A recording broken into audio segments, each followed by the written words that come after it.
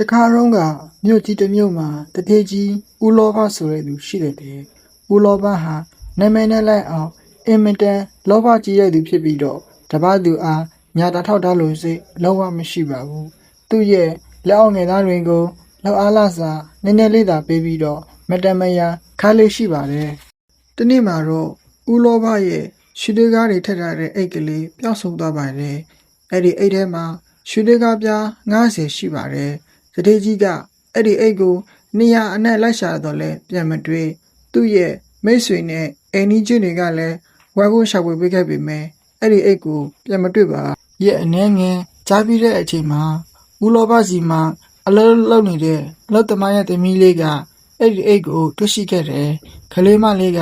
သူ့ရဲ့ဖခင်ကိုပြန်ပြောပြတဲ့အခါမှာတော့ဦးလောဘရဲ့ပြတ်ဆုံးနေတဲ့အိမ်မက်တရားတစ်ဖြင့်တထေးကြီးစီကိုယူဆောင်လာလေတယ်တထေးကြီးကရွှေလေးကအိတ်ကိုပြန်လည်ရရှိတဲ့အတွက်အလိုအမင်းပျော်ရွှင်သွားပေမဲ့သူ့ရဲ့လောဘစိတ်ကြောင့်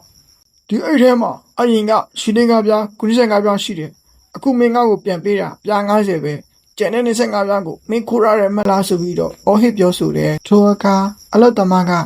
မဟုတ်ရပါဘူးဗျာကျွန်တော်တမီးလေးကောက်ရတဲ့အတိုင်းတပြားမကြံပြန်ပေးတာပါတထေးရရွှေလေးကပြားကိုတပြားမှမယူဖို့မဟုတ်ဆိုပြီးတော့ညှို့ငယ်စွာပြန်ပြောလေတယ်ထိုအခါအတကြီးသောတထေးကြီးကအလောသမားပြောတာကိုလက်မခံဘဲတရားရုံးနဲ့အမှုဖွင့်ဖို့တရားသူကြီးစီကိုခေါ်လာခဲ့တယ်တရားသူကြီးကနှစ်ဖက်စလုံးပြောဆိုချက်များကိုနားထောင်ပြီးတော့အလောသမားနဲ့သမီးကိုသူတို့တွေ့ရှိခဲ့သောတင်ကားအရေးအတွက်ကိုမြင်မြင်တဲ့အချိန်မှာတော့ပြား90သာရှိကြောင်းတေချာစွာပြပြခဲ့တယ်တထေးကြီးကိုမေးတဲ့အခါမှာတော့တရားသူကြီးမင်းခင်ဗျာကျွန်တော်အဲ့ထဲမှာရှင်းလင်းကား95ပြားရှိပါတယ်ဒီအသားဖကပြား90သာပြင်ပေးပြီးတော့ကျန်တဲ့25ပြားကိုခိုးယူသွားတာအသေးချပါပဲဆိုပြီးတော့ပြောတယ်ထိုအခါတရားသူကြီးကတထေးမင်းကိုမင်းရဲ့အဲ့ထဲမှာရှင်းလင်းကားပြား95ပြားရှိတာတေချာလားလို့ထပ်မံမေးခဲ့တယ်တထေးကြီးကလည်းတေချာပါတယ်လို့ထပ်မံဖြေကြားခဲ့တယ်အဲ့ဒီအခါတရားသူကြီးကဤသို့စောပြချက်ချလေတယ်တတိမင်းရဲ့ပြောက်ဆုံးနေတဲ့အိမ်မှာရွှေလေးကား95ပြားရှိပြီးတော့ယခုကလေးမလေးကောက်ရတဲ့အိမ်ဟာရွှေလေးကားပြား90ရှိတဲ့အတွက်ယခုအိမ်ဒီတတိမင်းရဲ့အိမ်မဖြစ်နိုင်ပါ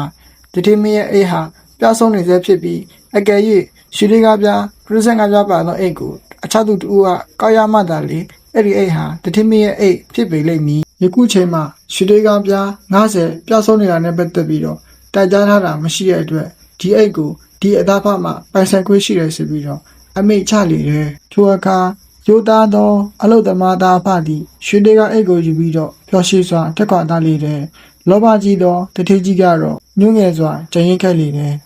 ပေးချီတဲ့သင်္ကန်းစာကတော့ရိုးသားမှုကိုအမြဲတမ်းစုကြည်မချင်းခံရမှာဖြစ်ပြီးတော့လောဘကြီးခြင်းသည့်အပြစ်ပေးခြင်းခံရမှာဖြစ်တယ်ဘုံမြင်းလင်းကိုအစောတိနာဆင်ပြခဲ့တဲ့အတွက်ကျေးဇူးအထူးတင်ရှိပါတယ်မင်္ဂလာရှိသောနေ့ရက်လေးကိုပိုင်ဆိုင်နိုင်ကြပါစေ